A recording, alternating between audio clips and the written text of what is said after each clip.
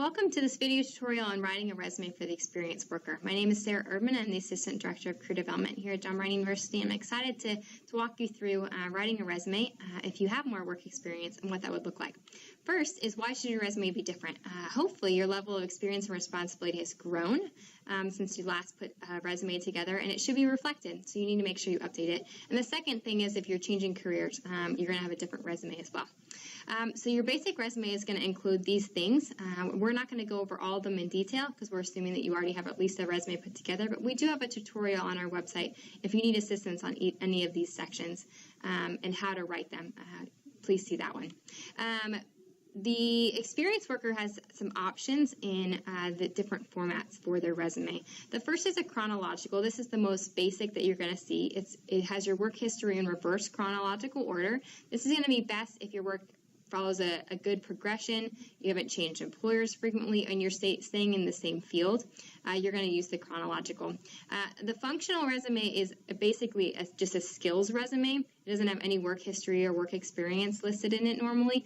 We don't encourage this one as it kind of leaves a less fuller picture of who you are. Some employers are pretty leery of it as it can hide things, and so we don't encourage that one. A combination we do though, and that combination is basically a functional resume, which is a skills-based resume, but it has a bulleted list of all of your previous work history. So it kind of has both, but it really highlights your skills section. So this will be best if you're changing a career or your job is going to be different from your past experience. These are just some examples of the chronological versus combination. Again, chronological, as you see, has a large work experience section with bullets under each different job that Samuel held. And the combination has a very large skills section, and it just briefly lists out the employment history. So where to begin? We encourage you to do a comprehensive rewrite.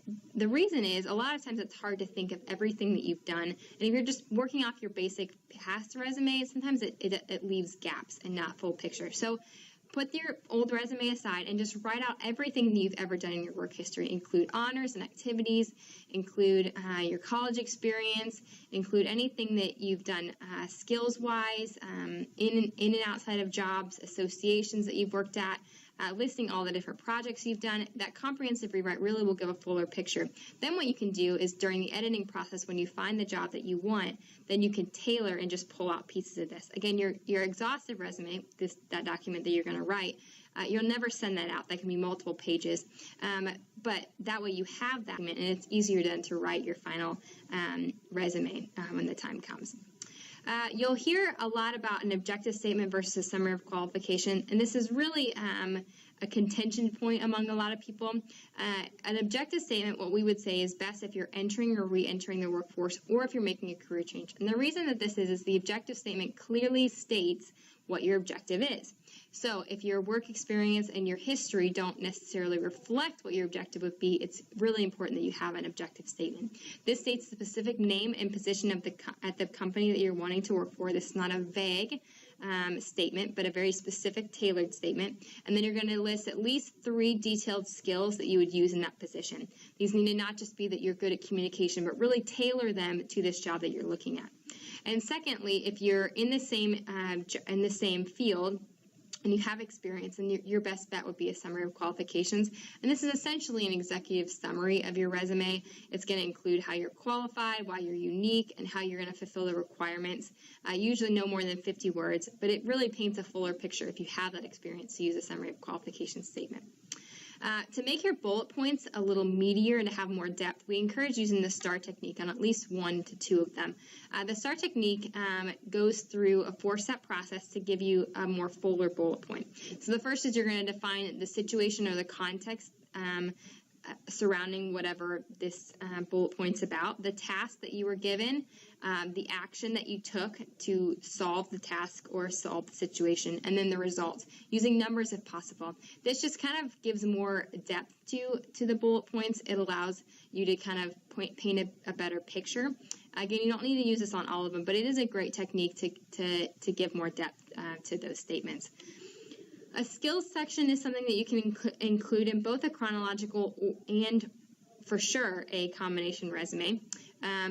You need to, you would for sure want to have one of these if you have skills that you've used in multiple jobs. or you have skills that you've demonstrated but not in a previous job. For instance, if you're really good at Photoshop but you've never used Photoshop in a previous job, you would want to list that in a skills section so that the employer knows that that is a skill of yours. This would be foreign language skills, computer skills. Those are the kind of things that you want to include, whether you're using a combination or a chronological resume format.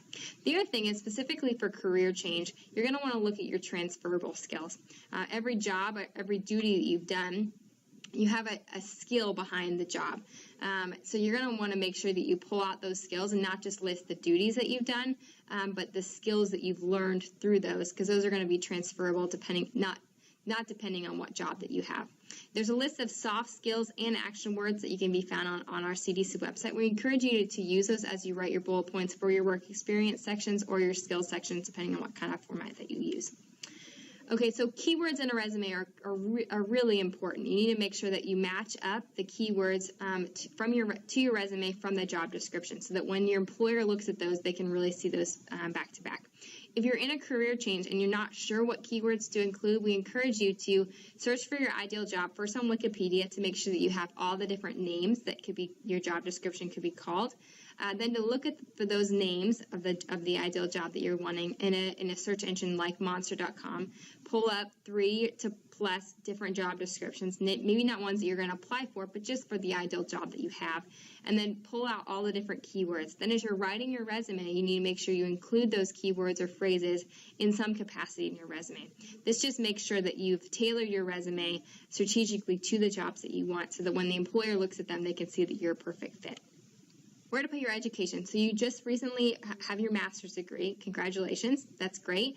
So where to put it on your resume. If you just completed your degree and you have limited experience, put your degree first. This is specific if you're in a career change or new to the field and you might not have some experience in that. You can list some related coursework that you can highlight if there's one specifically that you haven't demonstrated, just to make sure that the employer knows that you have that skill set.